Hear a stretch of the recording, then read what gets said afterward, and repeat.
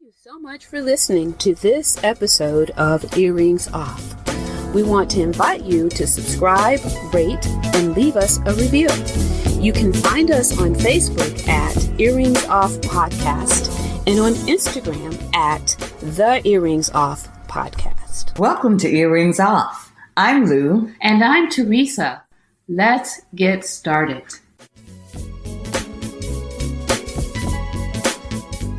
All right. Hello. We have with us today Candice Reed, and of course we have Teresa, the other co-host, with us as well. We're excited. Candice is going to talk to us. Candice is a local government executive. And I used to work with her, had the pleasure of working with her. Very impressive person professionally, but I was always a little envious of Candice because Candice has a tool in her toolbox that I always struggled with and that I know is very beneficial, and that's meditation.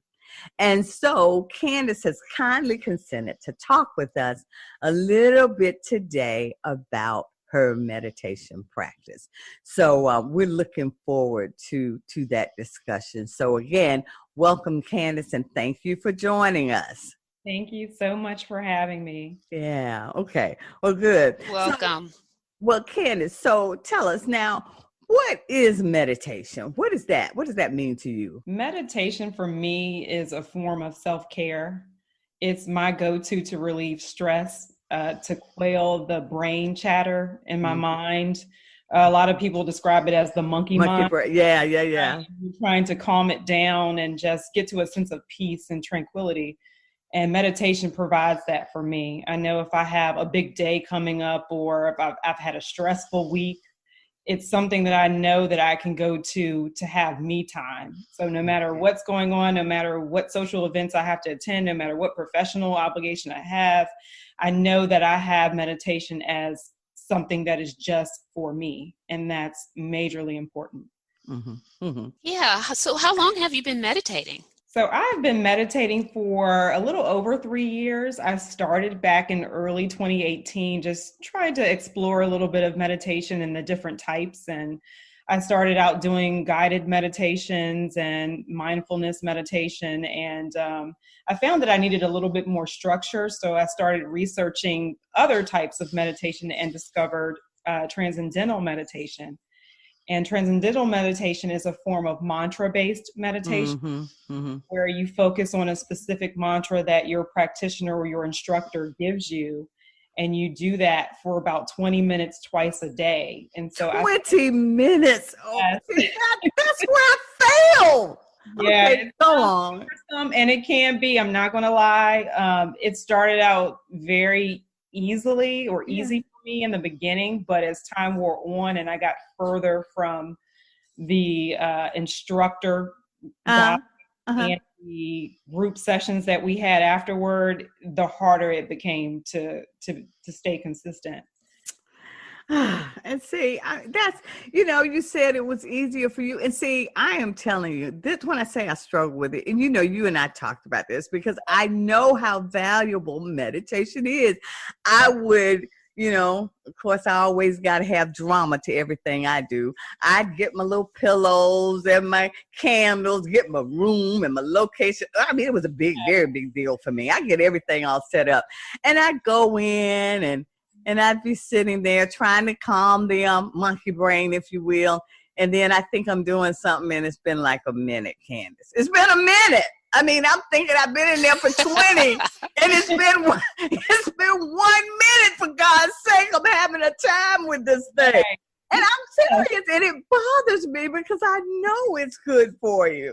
But Candice, so tell me then, so what was the impetus to you starting your practice of meditation? Why was it important to you to pursue it? Because I know, I read, I talk to you, I know people who value it, so I know it's good, but I haven't been able to get over that hurdle. So how did you get to that point? Why did it become so important that you could do this? Well, it's different for everyone, but for me personally, it was just stress. I have a high stress job, as you know. Yes, you do. Yes, you do. I have a high stress job on top of personal responsibilities and household, home life, things like that, and social life that I'm balancing. So I also have a little bit of an issue with high blood pressure, elevated blood pressure, and that runs on both sides of my family. Yeah, so do I. Yeah, I know, and that's a big thing in the Black community as well that we need to combat. And so, I needed a way to alleviate that or stabilize my blood pressure and to quell the stress that I was under and the pressure that I was under. I just found that I was overthinking things all the time, and it was just constant brain chatter, and I needed to do something to bring a sense of peace in my life. And I had been hearing things about meditation over the years, but I never really deeply explored it. And so I said, well, let's start Googling to do.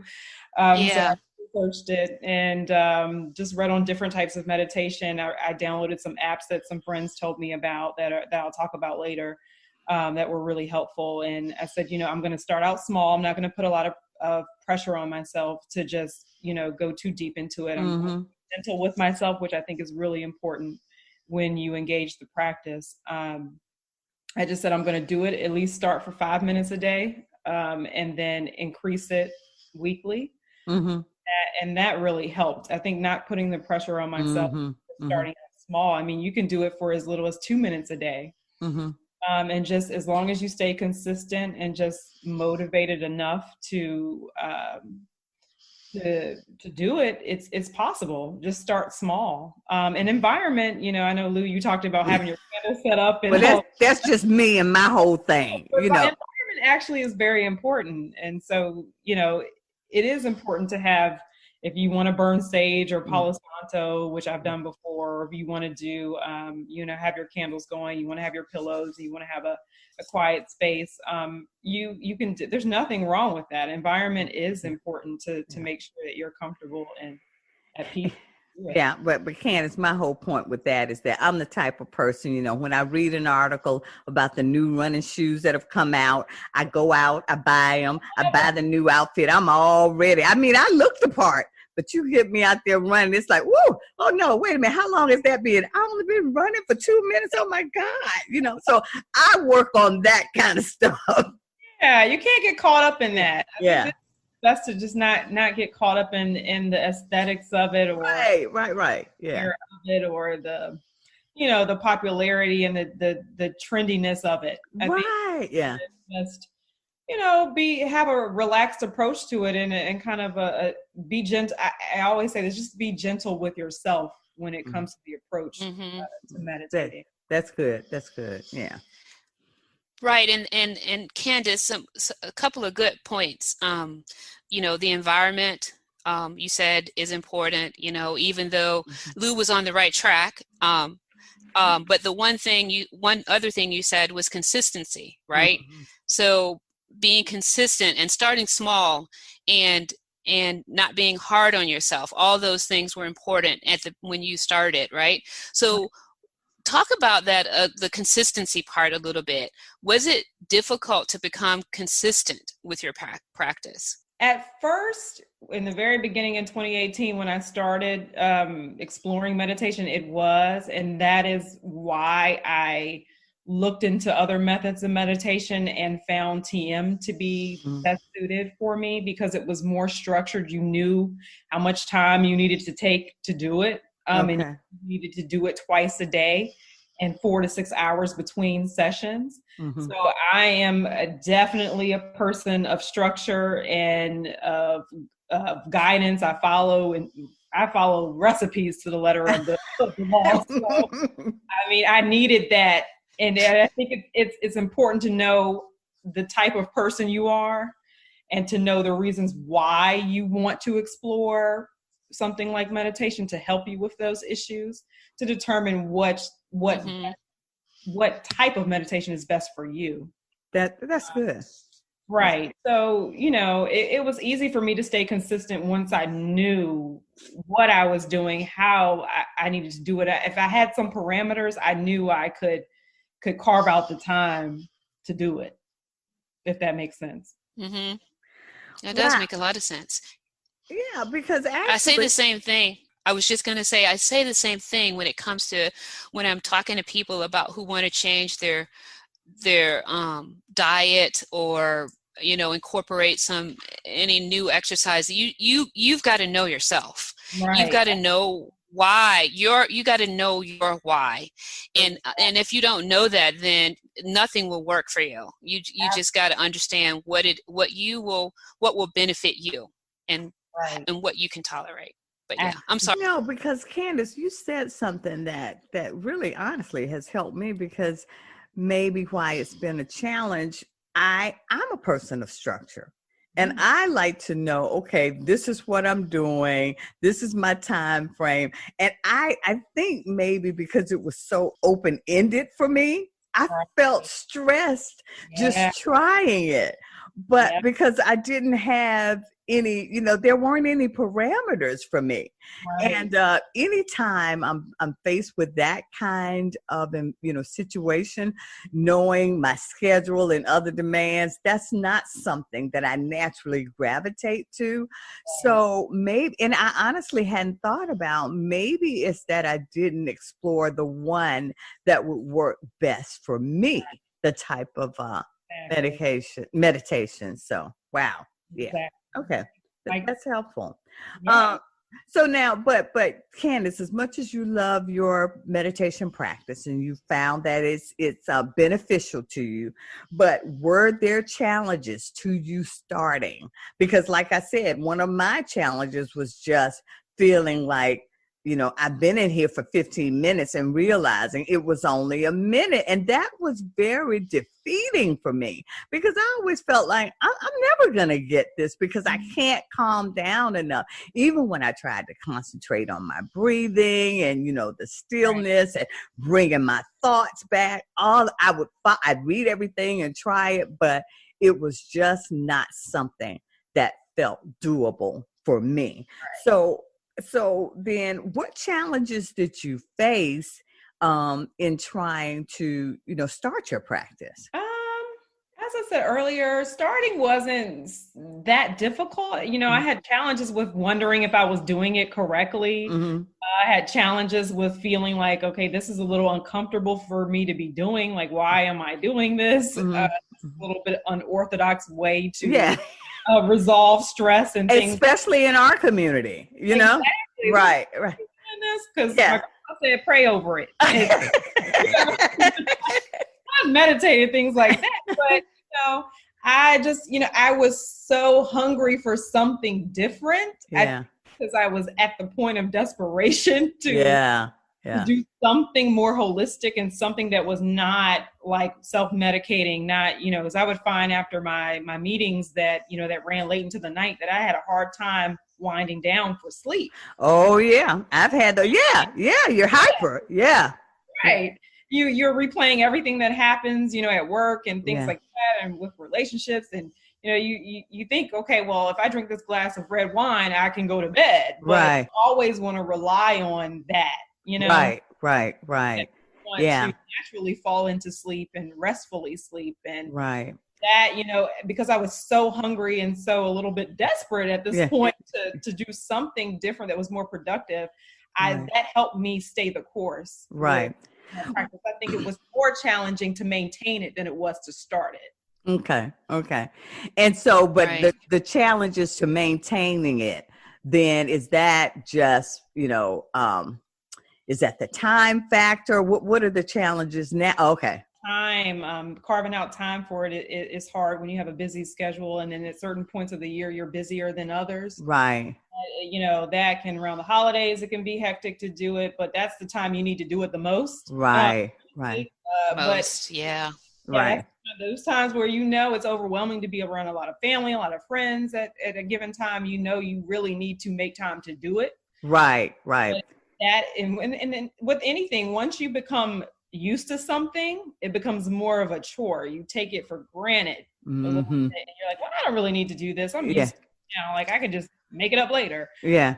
No, you really have to stay the course and be self-disciplined with it, and make sure that you carve out that time. Yeah. It become a challenge, the further and further away I got from the guide and from the instruction, Mm-hmm. the harder it was for me to maintain the practice. And I'm not gonna lie, I did fall short. I did miss days of doing, both 2 sessions, but I just said, tomorrow's a new day. I'm gonna do it, twice a day today, and I'm not gonna dwell on what I didn't do yesterday. I'm just gonna move. Right.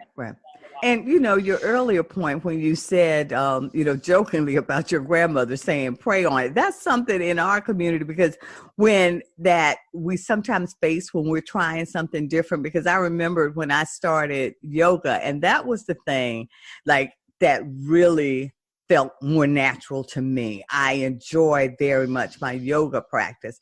And my sister said to me, she looked at me a few times when I talk about it, and then she said, so what are you now, Buddhist? I mean, what are you doing when you go in there?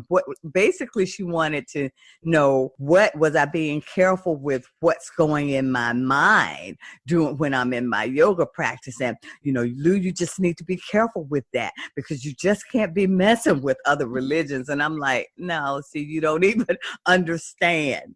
But so I tried to educate her, but really sometimes that is a challenge for us. It's just, people who love us and are looking out for us just not understanding what is this new thing you're doing out there. Right. So, yeah. Definitely hard. But I think once they see the changes in you, right. They ask you, hey, why are you different? Or there's something different about you. You have a little bit more pep in your step, or you have a glow. Yeah. Remember when I told you I was doing yoga every day? That's where it comes from. Yeah, and when you don't snap on them like you used to, can't That is so true. And that's, that my family can say is that you're a lot more zen and more calm now. You're not as snarky. You're not as ready to go off on people. Yeah, exactly. Yeah. And so keeping with that, Candice, not snapping, being more zen, and you talked about the blood pressure and the stress and being able to wind down, after a hectic work day. All those things are, as we know, are benefits, and they're benefits to you specifically. But at what point did you notice that? What point did you notice a change in you being approached by somebody that would have otherwise sent you off, and you were like, oh, that's cool, Or, at what point did you notice the differences? Probably took me... Well, the first time I did TM with the instructor, I noticed a difference. I noticed that I was a lot more relaxed. I noticed that I was light. I felt light. I didn't feel heavy. I didn't feel weighed down. You know how you get that tension in your shoulders? Or yeah. I didn't feel that at all. I felt like that had been broken up. That knot that would sit in the middle of my chest was gone. So it was immediate in that first session. Wow. Yes. But after that, you get used to it as a therapist. You get used to it, and it's like, okay, you're trying to chase that feeling after that. And that goes back to one of the challenges that I faced with the practice. But over time, I think within maybe a month's time, a few weeks, I noticed that the things that I normally would freak out about, I didn't. I just was very calm, very poised, and my staff noticed, I seemed a lot more calm and just at peace with things. I didn't, I just didn't freak out about the things that I normally, would. And I think I'm pretty cool as a cucumber by nature anyway. That's good. Even more so, was just a sense of peace, immediately. And as I said, it plateaued a little bit after that initial session, but over time, I think the small changes over time are what make the difference. You may not see it right away, but down the road, a month later, 2 weeks later, several months down the road, you'll notice that your mindset changes. The way you think about things and the way you approach things is different. I'll tell you, my hair grew more when I meditated. What? Yeah. Is that right? That's funny. Is that a benefit? Well, just Yes, it is. I haven't heard that before. Yes, I think because your blood circulation is improved. The blood circulates and goes to your brain and to your head, and then your hair. I mean, I've cut my hair, of course. yeah. Black women, we like to change our hairstyles up. Oh yeah, we have to change it up. So, but when I started in 18, late 18 and in 19, I think 4 or 5 months later, my hair was down to my shoulders. I'd started, Wow. And it flourished. I mean, it was beautiful, full, Wow. big, long. It was crazy. Yeah. Well, I mean, for that benefit alone, I think the sisters should get on board.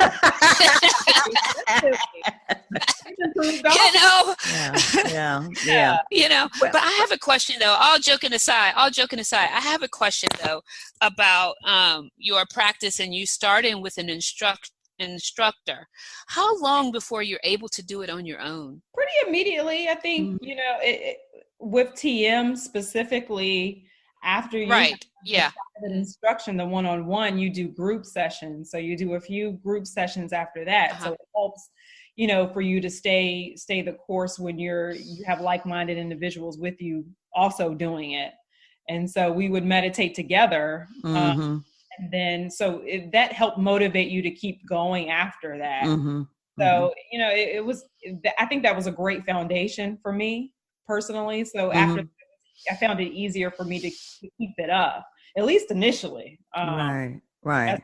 It became a little bit of a chore down the road. And as I got busier in certain months, other than that, it was fairly easy in the beginning. Yeah. Wow.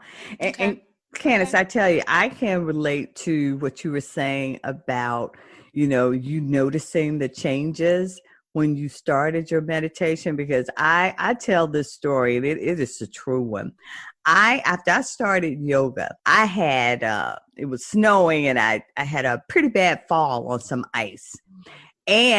But the way my body reacted, even as I was falling, I know it was the yoga. It was no question about it. My body was reacting, to falling. But when I fell, I honestly wasn't concerned because I felt like I'd been hearing what the instructor said during yoga, how my body would react and, my flexibility. And when I tell you, I probably years before I started yoga, that would have been a pretty bad fall for me. I felt nothing the next day. Wow. I didn't feel a thing from it.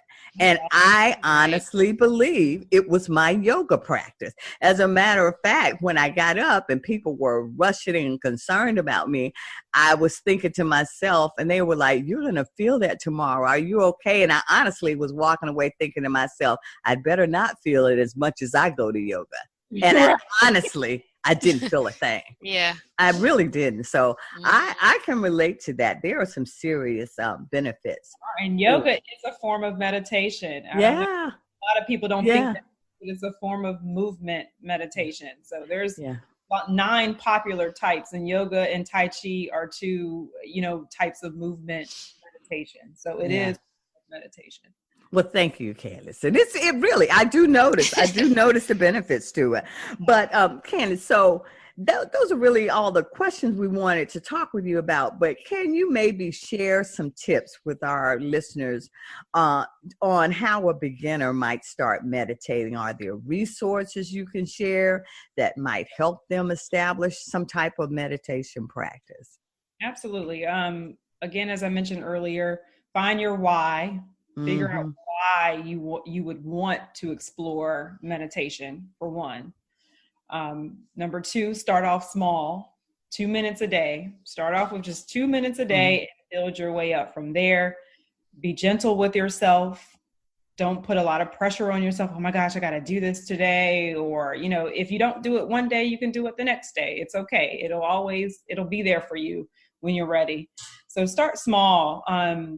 Environment is important. Make sure that your environment is peaceful, it's quiet, it's a place that you feel most comfortable, even if it's in your bed. Now with TM, you can't lie on your head or have your head pressed against anything when you're doing TM, but if you're doing other types of meditation, that may be appropriate.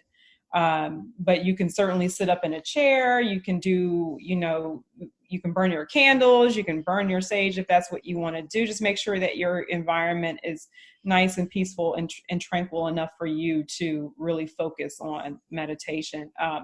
Some of the resources that I have used and that I like include Insight Timer.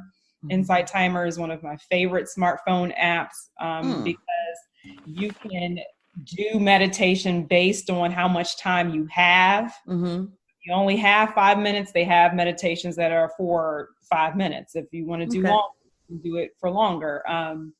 Headspace is a pretty common, popular application for meditation. Aura is another one. Netflix, for those who like to watch programming, has a Headspace meditation guide on there that just popped up with the new year. So if you want to look at for beginners, how to get into meditation, that is a great program to watch.